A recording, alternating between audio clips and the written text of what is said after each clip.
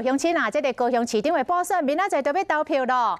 民进党、民众党、国民党因暗是选情之夜大车拼。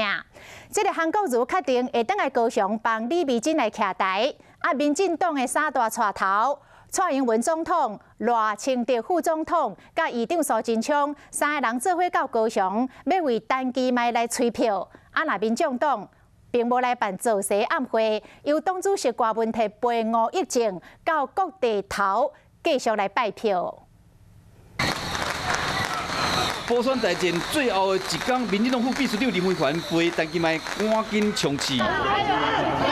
国民党李美珍找国民党立口副董事长连胜文去各地拜票，甲这家庭主妇互动。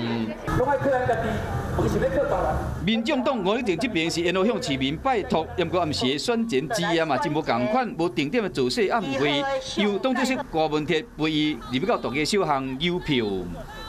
不管是在工业区、商业区，或者是说县区，还有整个路人，我们在挥手的过程当中，我们可以感受到很多的回馈，跟那些都超过我们的预期哈。前市长韩国瑜伫面册顶面宣布讲，国民党选前之夜会登去高雄替李美珍加油。我们还是希望大家都来鼓励我们，给我们加油打气。我想6月6号市民已经做了一个决定啊，假如他要回来，那我想。 大家就比较辛苦一点了哈，就明天一定要出来投票。陈其迈选前之夜，民进党是全体总统员，总统蔡英文、副总统赖清德，要行政院长苏贞昌就罗南做伙徛台有关声势。那600个候选人即马是展开大车拼。